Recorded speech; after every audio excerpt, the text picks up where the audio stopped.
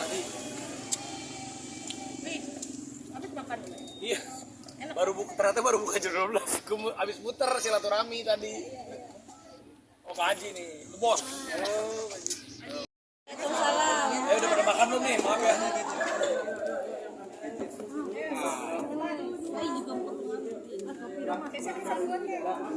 Makasih wartawan dulu dong, Bang. Makasih wartawan dulu ya. Iya, Pak, wartawan dulu ya ini, Bapak. Bang, makasih wartawan dulu, Bang.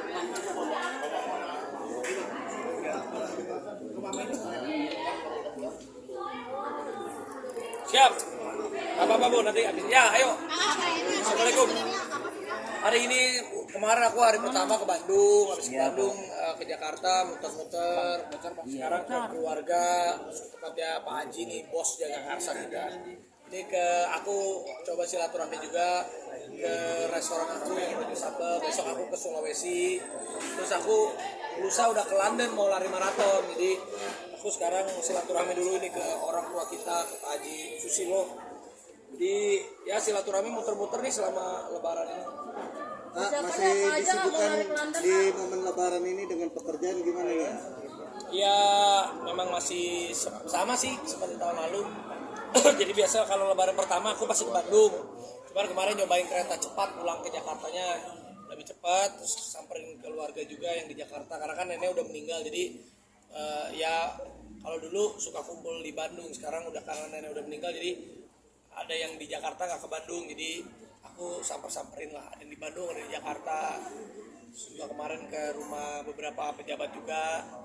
Hari ini masih beberapa keluarga, besok aku ke Palu, lusanya aku ke London gitu.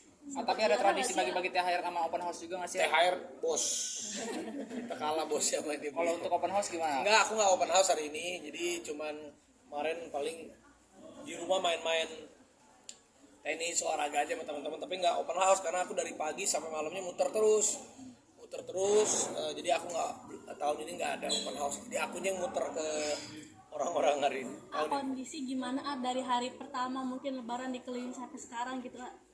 Kondisi alhamdulillah sehat. Kemarin cuma tidurnya agak-agak kebalik aja, aku selalu bangunnya jadi siang terus, tidurnya jam 4 subuh, jam 5 subuh karena gara-gara kemarin kan pasti ada acara sahur jadinya bangunnya selalu siang. Jadi bulan puasa kemarin tidurnya cuma sejam 2 jam, jadi pas lagi Lebaran ini bangunnya siang sampai malam, siang sampai malam. Sampai suntik mungkin datengin dokter juga nggak buat cek kesehatan gitu Kalau mau lari maraton biasanya kita cek kesehatan 1 minggu atau 2 minggu sebelumnya, alhamdulillah sehat semua. Nah untuk persiapan maraton sendiri seperti apa mungkin Arafi? Persiapan maraton ya karena puasanya kurang latihan, tapi ya yang penting kita, makanya nih kemarin udah mulai olahraga lagi, lari lagi. Ya kalau maraton yang penting kita finish happy aja, latihannya dirasa semampunya aja. Jadi mampunya kita nanti di PS 8, di PS 8, di PS 7, di PS 7. Yang penting finishnya happy dan enggak maksa. Di London berapa kilo 42. Lagi hobi banget Iya, jadi kemarin akhir tahun lalu tuh New York Marathon, 1 bulan lalu Jepang, Tokyo Marathon, tahun ini sini. Tahun ini London. Ya senang aja olahraga sehat. Kita kan udah umur gini harus sehat juga. Bisa men-challenge diri kita. Kalau maraton itu kalau buat aku pribadi, tapi kan beda-beda orang tujuannya. Kalau aku tuh yang penting kita startnya happy, finishnya happy. Apa yang kita mulai dengan happy, kita akhiri dengan happy. Yang penting nggak memaksakan diri. Habis itu Berlin, nanti aku Berlin Marathon di September. Terus tahun depan tinggal sisa, jadi World Major Marathonnya kalau tahun ini selesai Berlin, berarti tahun depan tinggal sisa 2 atau 3 lagi udah selesai. Apa yang kamu dapatkan sih lari-lari gitu Kesenangan sendiri bahwa yang penting hidup kita sehat, mengambil esensinya tuh start happy, finish happy. Bukan kan, aku juga bukan pengen jadi atlet. Kalau jadi atlet mungkin 2 jam, 3 jam, 4 jam bisa. Kalau aku masih 5 jaman lah, yang penting kita happy aja. Itu latihannya berapa lama kan, sehari harus diporsi berapa jam gitu Ya itu ada program latihannya ada, dikasih sama salah satu pihak yang sponsorin aku di latihan. Itu harus latihan. Sama siapa aja mungkin nanti berapa kata? Kayaknya mungkin nanti banyak sih, tapi beda-beda tujuan. Ada Tara Budiman kayaknya ke Boston. Kalau di mana? Kalau aku di London ada Daniel, ada Febri Rastanti, ada Usi kayaknya, terus ada siapa lagi ya, banyak ya. Oh yang Kak Gigi sama anak-anak juga kan? Ikut anak-anak pasti.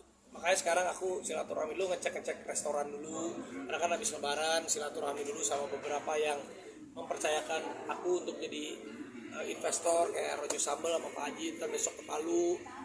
Karena kan kalau aku bisnis itu kalau kayak Rojo Sambal gini investnya yang kenal dekat-dekat aja, karena nggak yang aku buka buat inilah, yang penting dekat-dekat aja. Berarti ke Palu pun ini rame gimana sih ya? Hah? Ngeliat ini rame. Ya alhamdulillah, yang namanya restoran itu pasti kan ada naik turun tapi harus kita jaga komunikasi. Kayak Pak Haji ini, untungnya kalau Pak Haji ini beliau ini hands on banget.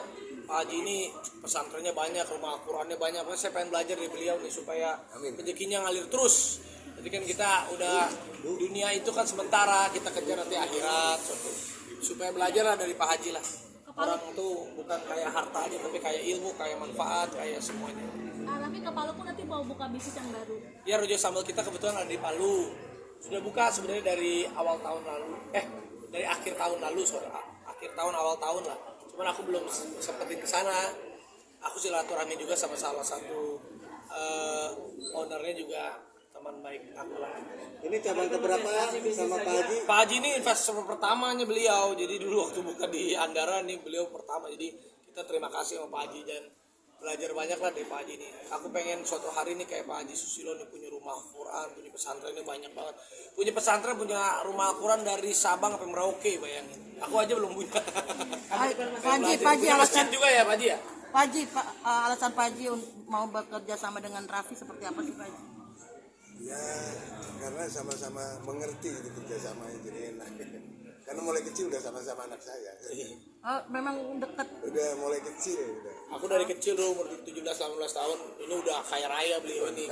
Kita dulu masih diajak-ajak ini, diajak-ajak kampanye zaman dulu. Pak Haji ayo Raffi bayar segini ikut Pak Haji. Wah dulu zaman saya masih dulu dia puter-puter sama beliau. Artinya kedekatannya memang sudah dekat banget ya. Ya kebetulan anaknya Pak Haji yang pertama juga namanya Mas Kiki itu sahabatnya aku sama Baim juga. Jadi kita udah kenal lama juga.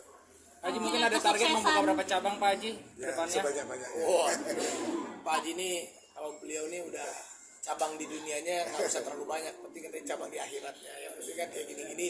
Ini Pak Haji ini bayanginnya ini gedungnya punya dia, di depan tanahnya punya beliau, di sini. Jadi yang penting ada tempat untuk bisa mengkaryakan, mempekerjakan banyak orang.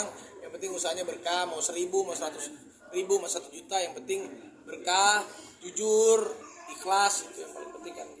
Lihat sosok Raffi sekarang udah sukses seperti ini, gimana Pak Haji mungkin? Dari dulu dibawa sama Pak Haji, sekarang alhamdulillah udah sukses gitu Pak Haji. Ya biasa aja. Dari dulu modelnya juga begini, nggak ada perubahan. Gimana Pak Haji emang modelnya? Ya masih penting begini. Ini udah mulai jenggotan. Ada kenangan gak sih Pak Haji sama Raffi waktu dulu? Ya kenang aja sama aja. Ya. Makannya juga sama. Makanya itu Pak Haji hebat ya, beliau tuh hebat. Dulu aku masih mobilnya Visto, beliau nih udah Jaguar. Jaguarnya banyak. Tapi ya hebat nih, sederhana tetap begini ya. Mudah-mudahan aku panjang umur juga nih kayak Pak Haji, umur 70 insya Allah panjang umur Pak Haji ya. Masih bisa kayak begini bisa hebat.